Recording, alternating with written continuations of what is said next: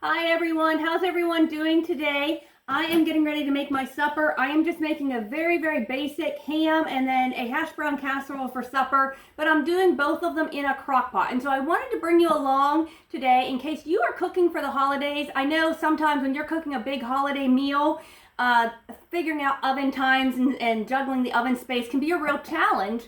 I know when I cook big holiday deep meals, I make a list about a week ahead of time. Okay, this is going to go in the oven at this time, and this comes out at this time, and so this thing can go in. So I just wanted to bring you along and show you how you can cook your ham and also your hash brown casserole in the crock pot this Christmas and free up some oven space, okay? So we're going to start, this is just very basic. Most of you already probably know that you can do things in the crock pot, but I like doing things for my younger, less experienced audience as well, just to help them out, to let them know some things that they might not know. So we're going to start with our hash brown casserole. Again, this is just your basic hash brown casserole recipe, nothing fancy about it. Some people call this funeral potatoes, but it's just a super simple recipe. We're just going to get started. So you want to start with a 10.5 ounce can of the cream of chicken soup, and I'm just going to put this right into my crock pot. There's no point in getting out another bowl to mix it in and get another bowl dirty that you have to wash.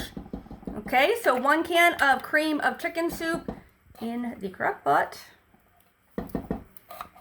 Have you ever made your hash brown casserole in the crock pot before? It turns out really nice. Alrighty, so we have that 1 can of cream of chicken soup. Then we want about a cup-ish of sour cream. That's probably about what I have left here.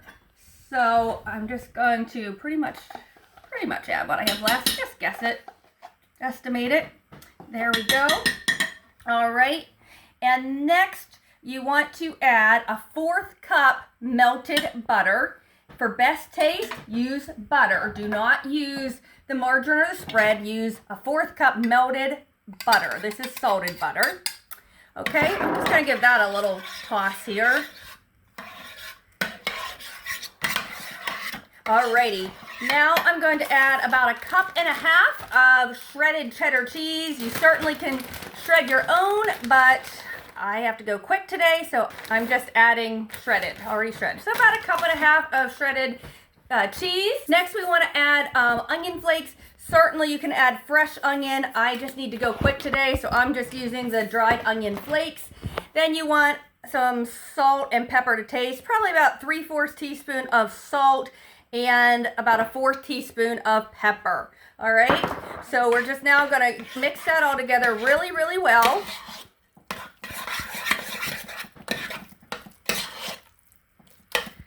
Again, just your basic hash brown casserole, nothing too fancy about it here. And then we want a 32-ounce bag of the hash browns. I am using the cubed hash browns today, but you can use the shredded ones if you prefer those. So we're going to add this whole bag into our crock pot and give it a good stir. And that is it. That is the hash brown casserole. We're gonna, once we get this all stirred together, we're gonna put the lid on it. We're gonna cook it on low for 3 hours, 3 to 4 hours, until those potatoes are nice and cooked through.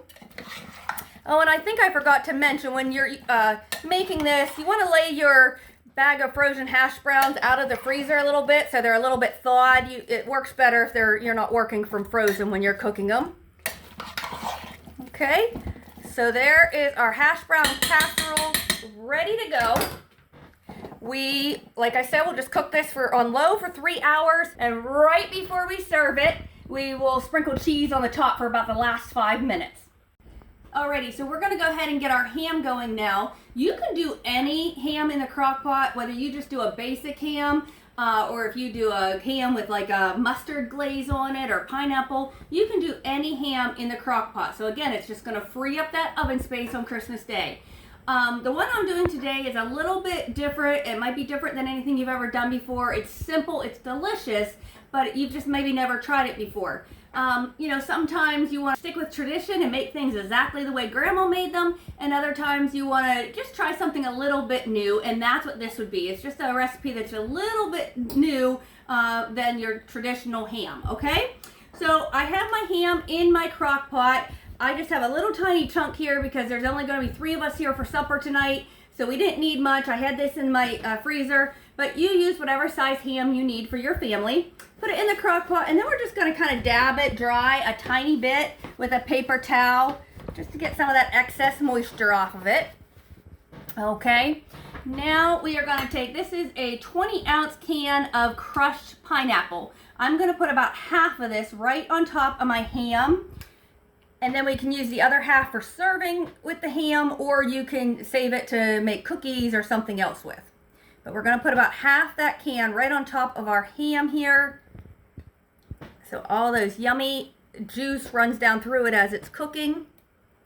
Okay. Yum. All right. Now next we're going to make a little bit of like a dry rub for on it. So I have 1 cup of light brown sugar.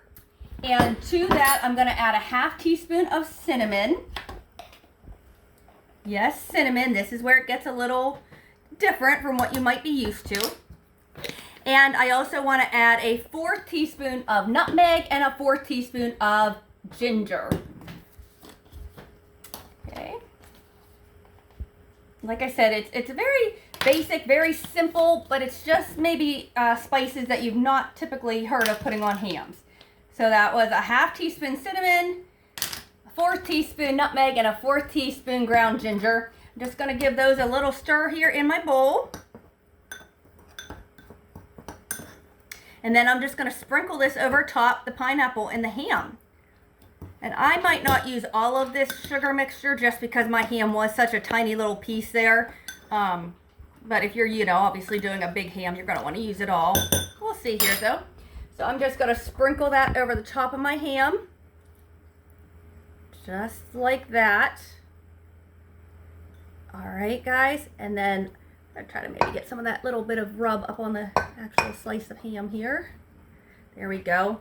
All right, so that is it. We're just going to put the lid on. We're going to cook it on low for 3 hours. Remember, all of your cured hams are already fully cooked. You're basically just heating them up. So we're going to put the lid on, and then right before we serve it, I'll come back and I'll show you what you do to it to serve it, okay? So we'll see you back in a little bit.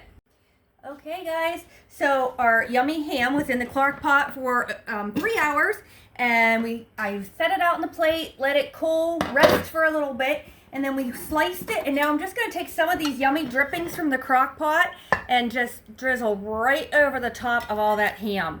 Doesn't that look delicious? It smells so good. Just like that. That's how we're going to serve the ham.